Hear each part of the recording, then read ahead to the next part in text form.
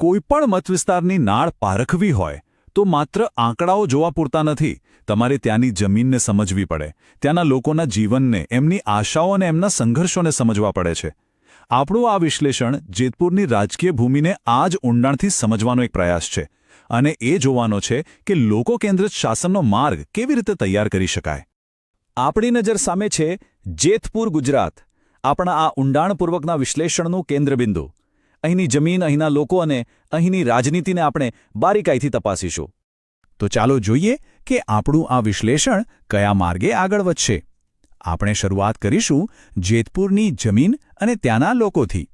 પછી આપણે આંકડાઓની દુનિયામાં જઈશું, ભૂતકાળના પરિણામોમાંથી શીખીશું, એક વ્યૂહાત્મક મૂલ્યાંકન કરીશું અને અંતે શાસન માટેની એક નક્કર યોજના અને દ્રષ્ટિ પર વાત કરીશું. કોઈપણ રાજકીય વ્યૂહરચનાનો સાચો પાયો ક્યાં હોય છે? એ હોય છે જમીન પર, લોકોના જીવનમાં, એમની રોજબરોજની સમસ્યાઓમાં. તો ચાલો આપણે સૌથી પહેલા જેતપુરની એ જ વાસ્તવિકતાને સમજીએ. જેતપુરની રોજીરોટી બે મુખ્ય ધરી પર ફરે છે. એક છે ખેતી, જેમાં મુખ્યત્વે કપાસ અને મગફળીનો પાક લેવાય છે, અને બીજું છે કાપડ ઉદ્યોગ, ખાસ કરીને ડાઇંગ યુનિટ્સ. સામાજિક રીતે જોઈએ તો અહીં રાઠવા આદિવાસી અને કોળી સમાજ જેવા ઓબીસી સમુદાયોની મોટી વસ્તી છે, અને આ બધા પર એક મોટો પડછાયો છે સૌરાષ્ટ્રની પાણીની તીવ્ર અછતનો, જે ખેતી અને સામાન્ય જીવન બંને માટે એક મોટો પડકાર છે. ખેડૂતની પીડા એ માત્ર એની એકલાની નથી હોતી.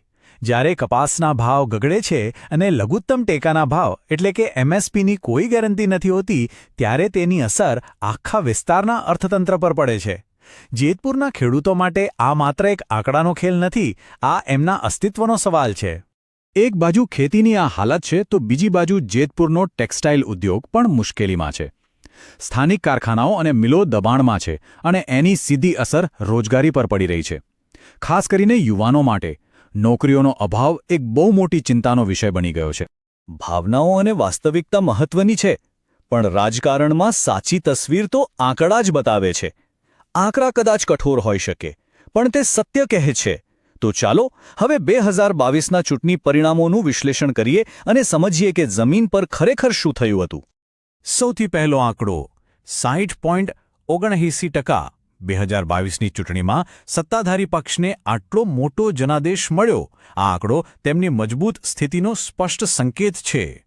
અને હવે એની સામે બીજો આંકડો જુઓ, માત્ર 6.99%. મુખ્ય વિરોધ પક્ષનો વોટ શેર અહીં આવીને અટકી ગયો. આ એક બહુ મોટો ઘટાડો છે, જે વિપક્ષ માટેના પડકારની ગંભીરતા દર્શાવે છે. અને આ બંને વચ્ચેનું અંતર 76,926 મતોનું. આ માત્ર એક આંકડો નથી, આ એક બહુ મોટી ખાઈ છે. આટલું મોટું અંતર ભરવા માટે કેટલી મહેનતની જરૂર પડે તે સમજવું જરૂરી છે. હા, આખું ડેશબોર્ડ આપણી સામે છે, જે વાર્તાને વધુ સ્પષ્ટ કરે છે.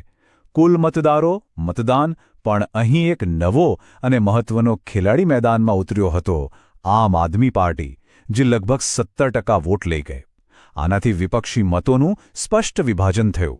જ્યારે આપણે આ આંકડાઓની વાત કરીએ છીએ ને, ત્યારે એ ભૂલવું ન જોઈએ કે દરેક વોટ પાછળ એક જીવંત વ્યક્તિ છે, એક નાગરિક છે, જેની પોતાની આશાઓ અને ચિંતાઓ છે. લોકશાહીમાં જાહેર ચર્ચા અને વિમર્શમાં દરેક વ્યક્તિની ગરિમા જાળવવી એ આપણું એક પાયાનું બંધારણીય મૂલ્ય છે અને આપણી સૌની જવાબદારી પણ છે.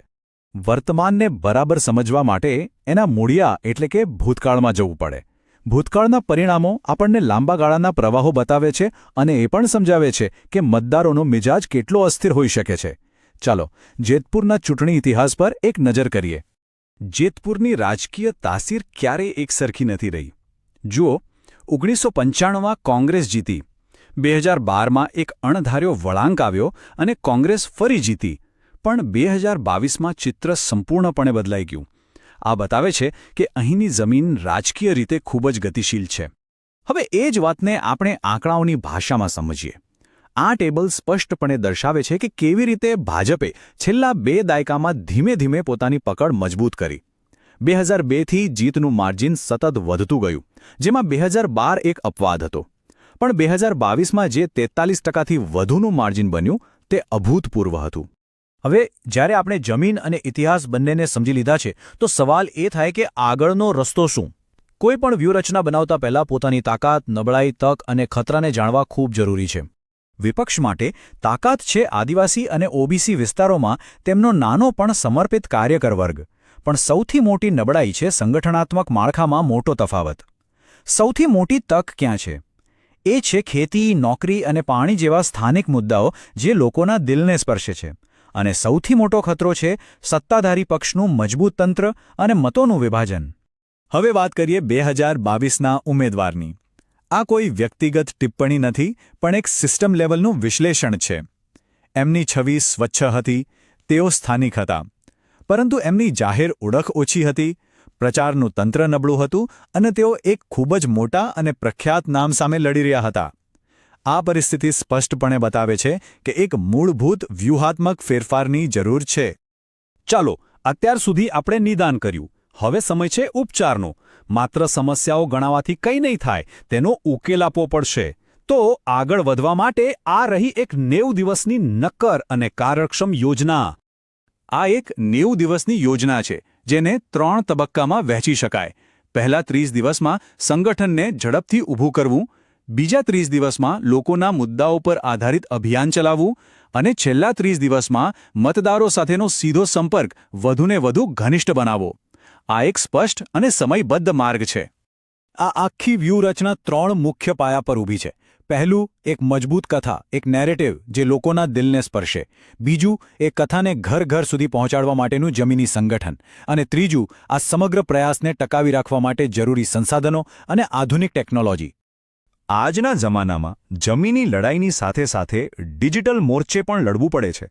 પરંપરાગત મીડિયા કરતાં વોટ્સએપના નાના ગ્રુપ્સ, સ્થાનિક મુદ્દાઓ પર બનેલી ગુજરાતી રીલ્સ અને વિરોધીઓના દાવાઓનો તથ્યો સાથે જવાબ આપવાની રણનીતિ વધુ અસરકારક બની શકે છે. પણ યાદ રહે, ટેકનોલોજીનો ઉપયોગ જવાબદારીપૂર્વક થવો જોઈએ. મતદારોનો વિશ્વાસ સૌથી કિંમતી છે. ભારતના ડેટા સુરક્ષા કાયદા મુજબ કોઈપણ મતદાર સાથેનો સંપર્ક અને તેમના ડેટાનો ઉપયોગ હંમેશા તેમની ગોપનીયતા અને સંમતિના સિદ્ધાંતો પર જ આધારિત હોવો જોઈએ. વિશ્વાસ જ લોકશાહીનો સાચો પાયો છે.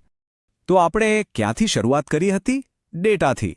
આપણે જમીની હકીકત અને લોકોની સમસ્યાઓને સમજી અને હવે આપણે એક સ્પષ્ટ વ્યૂહરચના અને દ્રષ્ટિ સુધી પહોંચ્યા છીએ. આ માત્ર ચૂંટણી જીતવાની વાત નથી, આ શાસન માટેની દ્રષ્ટિ છે. અને એ જ તો અંતિમ પડકાર છે. માત્ર વિશ્લેષણ કરવું પૂરતું નથી, એ સમજને, એ સૂઝને લોકકેન્દ્રિત શાસન માટેના જનાદેશમાં બદલવી પડે છે. આ કાર્યનો ઉદ્દેશ્ય જ એ છે કે ઊંડાણપૂર્વકના વિશ્લેષણને એવા શાસન સાથે જોડવામાં આવે જે ખરેખર લોકોની સેવા કરે. જો તમે લોકો કેન્દ્રિત નેતા બનવા અને તમારા મત વિસ્તારનો ઉત્કર્ષ કરવા માંગતા હો તો blueprintstrategies.ai નો mgr@blueprintstrategies.ai પર સંપર્ક કરો અથવા 008402 100602 પર કોલ કરો. રાજકારણથી પરનો હેતુ.